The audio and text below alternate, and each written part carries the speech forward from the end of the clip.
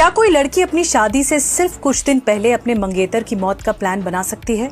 और अगर हाँ, तो आखिर क्यों? केतन का कसूर क्या था और कैसे सिया की सिर्फ 5 गलतियों ने पूरे प्लान की परतें खोल दी?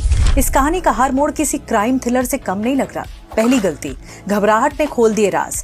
18 जून को केतन की मौत के बाद जब उसकी मंगेतर सिया शोक जताने घर पहुंची, सबसे पहले शक केतन की बहन संजना को हुआ। संजना ने जब घटना को लेकर कुछ सवाल पूछे तो सिया हर बार अलग अलग जवाब देने लगी और उसके चेहरे पर डर साफ दिखाई दे रहा था। यहीं से परिवार को शक हुआ कि यह हादसा नहीं, कुछ और है। दूसरी गलती, फोन ने उगल दिए राज। जब पुलिस ने सिया की कॉल डिटेल और चैट हिस्ट्री खंगाली तो एक ऐसा रिश्ता सामने आया जिसने पूरी कहानी ही पलट दी। पता चला कि सिया पिछले 3 साल से चेतन चौधरी नाम के युवक के संपर्क में थी। दोनों के बीच 2000 से ज्यादा कॉल्स, घंटों लंबी बातचीत और लगातार संपर्क। यहीं से पुलिस को शक हुआ, क्या केतन सिर्फ रास्ते का कांटा था? तीसरी गलती, एक ही जगह पर बार बार जाने की जिद। जांच में ये सामने आया कि सिर्फ 15 दिनों में सिया ने 4 बार केतन को लोहगढ़ किले ले जाने की कोशिश की। आखिर वही खतरनाक पहाड़ी क्यों? इतनी जिद क्यों? पुलिस को लगा कि ये कोई अचानक लिया गया फैसला नहीं है, बल्कि पहले से तैयार किया गया प्लान था। चौथी गलती, पहली कोशिश नाकाम रही। दरअसल 14 जून को सिया फिर केतन को लोहागढ़ किले लेकर गई। पुलिस के मुताबिक वहां उसने कथित तौर पर केतन को धक्का देने की कोशिश की, लेकिन केतन झाड़ी पकड़कर बच गया। जब उसने पूछा तो सिया ने कहा कि वहां सांप था, इसलिए धक्का दिया। घर लौटकर केतन ने परिवार को फिर यही कहानी बताई।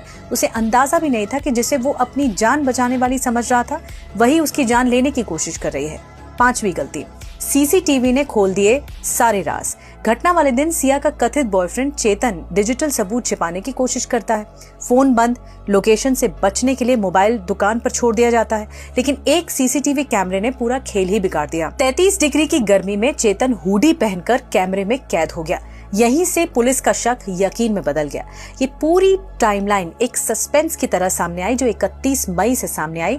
केतन को ट्रैकिंग का शौक था, लोहगढ़ फोर्ट बार बार जाने की जिद सिया ने की। पहली बार सिया ने वही प्लान बनाया कि इसकी हत्या की जाए ताकि रास्ते का कांटा निकल जाए।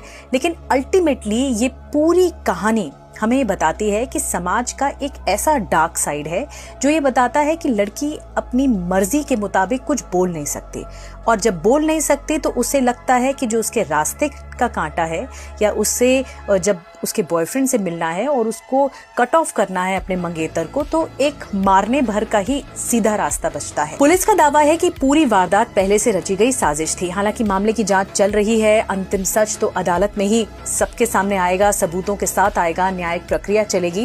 लेकिन बड़ा सवाल यही है कि अगर ये साजिश थी तो आखिर केतन